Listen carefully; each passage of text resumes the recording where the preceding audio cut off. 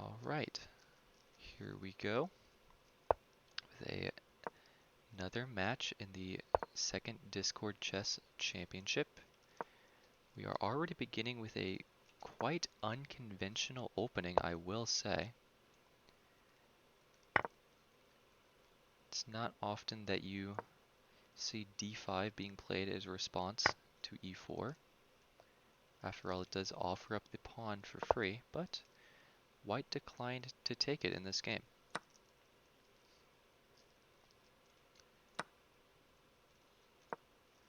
And now we are in this position where white has a generally open center with some piece development. And black is down a piece in exchange for a pawn. The knight took on d4, but it was protected by the queen. And we're actually left in a very symmetrical pawn structure,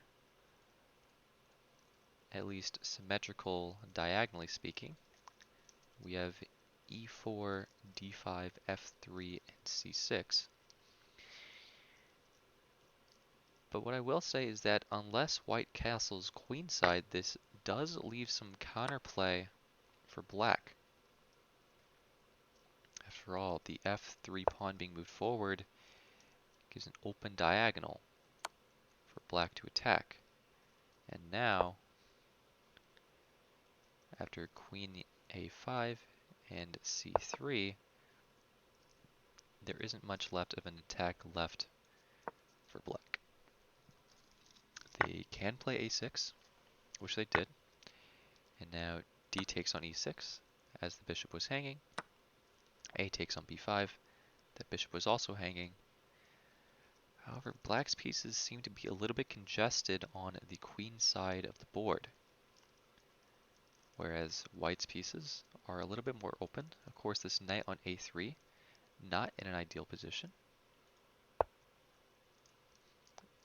that is alright. We see bishop f4 being played for white, and now rook d8 played for black, attacking the white king, or white queen rather. And white does castle queenside. However, that left the queen open for attack. And now, the position is suddenly unclear. Who is winning and who is losing? Pieces are being thrown at the opponent left and right. Players are playing very quickly, despite having a lot of time on the clock. In fact, black has over 10 minutes on the clock, which is more than they started the game with. White is taking a little bit more time, but as a result, they've gotten a better position. Rook e4.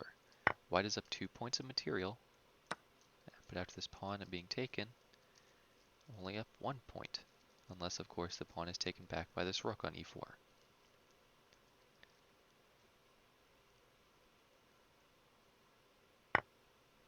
And that move is played.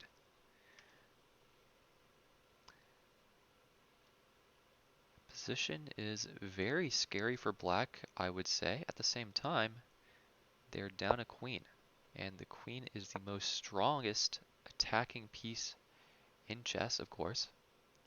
It has the move combination of rook and bishop, and so if left on its own, it is easily able to checkmate the opposing king with only one defender. And given the fact that the white king does not have that much protection, there could be some danger. White is now beginning to develop their pieces, starting to mount an attack on black's pieces, potentially trying to go for a checkmate, maybe just going for the opposing pawns. And now we see an interesting strategy, and actually black has left their pawn completely undefended on e7. That bishop was actually defending that piece, so after it's moving, white is able to easily take it. And now, going king f8, this could actually lead to the end of the game. It further restricts the movement of black's king because this bishop is blocking one of the squares. However, white decided to take the pawn on b7 instead, and now bishop takes c3 from black. What's interesting to look at here is that, of course, this bishop can be taken back, but if it's taken back, the black queen actually is able to take that pawn, putting the king in check, potentially trading some material back.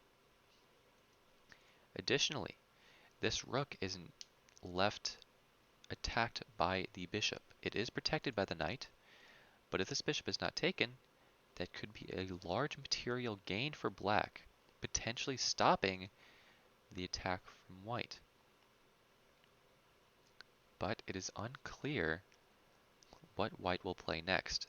They do technically have a mate in 2 moves, but will white see it? They play rook takes b5.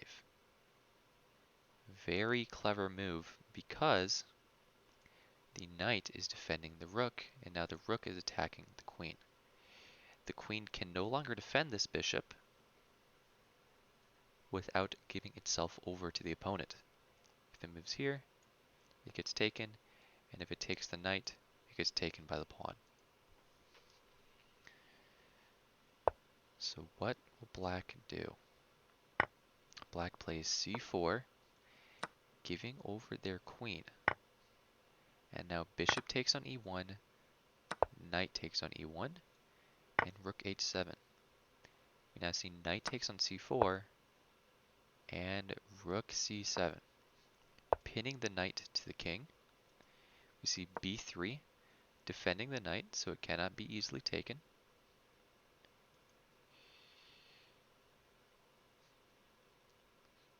What will the next few moves be? Black is definitely not in a winning position, but although generally speaking we would say the game is over. After all, the bishop is attacking this rook, and it is taken. It is still possible for black to somehow survive this. Crazier victories have been made. Black is continuing to push their pawn, but now, with no other pieces aside from the king on the board, it is likely that black will soon fall to a checkmate. Still, if white is not careful, there could be a stalemate opportunity. We'll simply have to wait and see. Can white find the checkmate?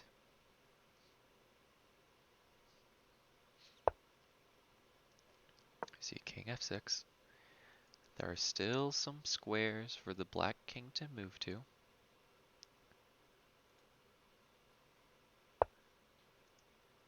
We see rook e5, protected by both of these knights. King g7. Once again, if white is not careful, they could accidentally stalemate the opposing king.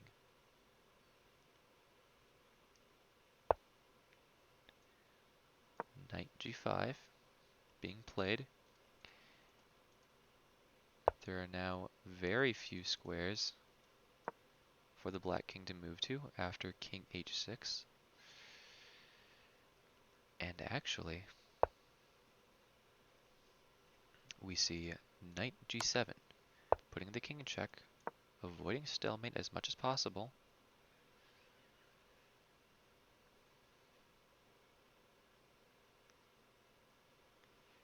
What will white do? Can white find a checkmate?